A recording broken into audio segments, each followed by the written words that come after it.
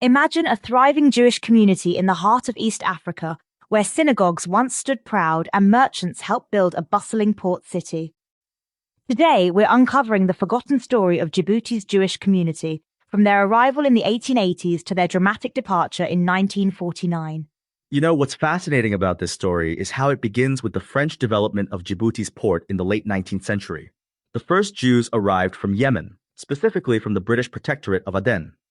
Wait, so these were Yemenite Jews who crossed the Gulf of Aden? Exactly. And what's really interesting is that by 1901, there were already 50 Jewish families in Djibouti. By 1921, that number had grown to 111 people. That's quite a growth in just 20 years. What drew them to Djibouti specifically? Well, the French authorities documented that many of them were skilled craftsmen, particularly jewelers and money changers. They played a crucial role in developing the early economy of the port city. So they were really integrated into the economic fabric of the city? Absolutely. And they maintained their distinct identity, too. They continued wearing their traditional long side locks, characteristic of Yemenite Jews, even in their new African home. That's fascinating. Tell me about their religious life in Djibouti. They had several synagogues, including a grand one in the city center on Rue de Rome. The French administration even appointed Jewish assessors in indigenous courts, showing their official recognition of the community. Wow, so they were really established as part of the social fabric. Yes, and you know what's particularly interesting? Their rabbis were known for their superior religious knowledge. They would even travel to neighboring countries like Ethiopia and Eritrea to perform religious ceremonies. That's incredible. It sounds like they were really a center of Jewish life in the region. They were, but everything changed in 1949 with Operation Flying Carpet. Operation Flying Carpet? What was that? After Israel's independence in 1948, the new state organized an airlift to evacuate Yemenite Jews who were facing political troubles. The 200 Jews of Djibouti were included in this operation. So this was a voluntary evacuation? Yes, and that's what makes this story unique. Unlike many other Jewish exoduses in history, this wasn't forced. They chose to leave for Israel. But I imagine leaving wasn't easy after being established there for so long. Actually, there was some tension around their departure. Local Arab preachers urged the Isa population not to buy the Jews' properties. Oh, what happened to their properties then? According to historical records, several Jewish properties were taken over by Arabs after their departure. You mentioned earlier about Djibouti's strategic location. Can you elaborate on that? The city sits at a crucial point between the Red Sea and Gulf of Aden. This made it an important stop for trade routes between Africa and the Arabian Peninsula. And I understand there's an interesting connection to XIXᵉ, who later became Israel's prime minister? Yes, this is one of the most fascinating episodes. Shamir escaped from a British prison camp in Kenya and made his way to Djibouti.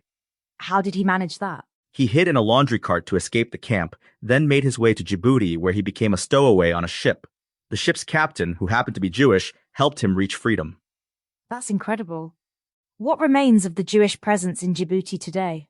There are two main physical remnants: the former Grand Synagogue building, though it's now used as office space, and a Jewish cemetery within the non-Muslim cemetery. Tell me more about the cemetery. It's quite interesting, actually. There's a walled-off section that contains the graves of the community's last rabbi and his wife. Are there any Jews in Djibouti today? According to recent reports, there are only about 3 Jews remaining in the country, mostly French expatriates with Jewish origins. It's amazing how quickly a community can disappear, isn't it? Yes, but what's remarkable is how much of their story has been preserved through historical records and physical landmarks. Speaking of landmarks, what happened to the synagogue building? It was renovated into office spaces in 2012, but they kept the original facade. It's now owned by a prominent French Djiboutian businessman. Was there any effort to preserve its historical significance? Until 2017, you could still see the Star of David on the upper part of its exterior, but during renovation, it was painted over when the building was painted yellow.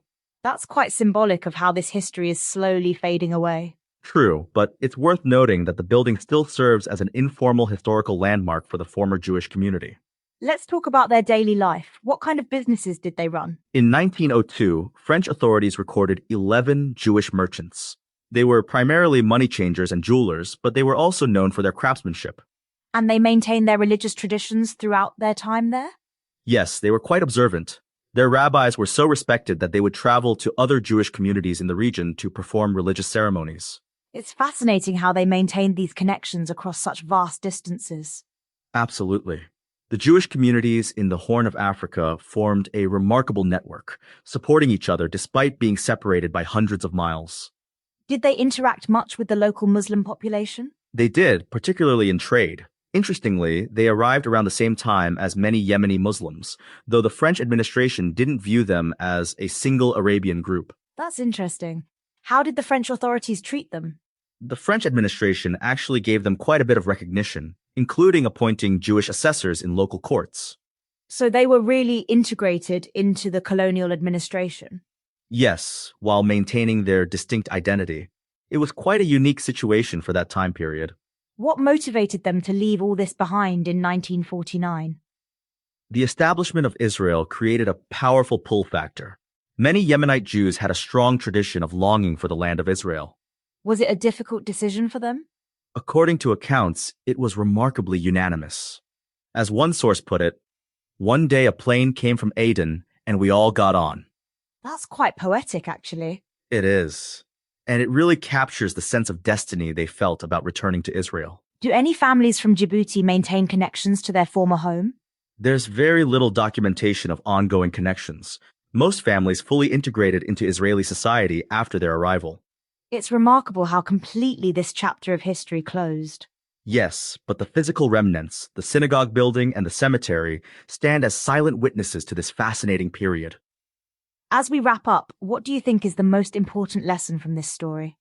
I think it shows how communities can maintain their identity while fully participating in the life of their adopted home, and yet still be ready to move on when circumstances change.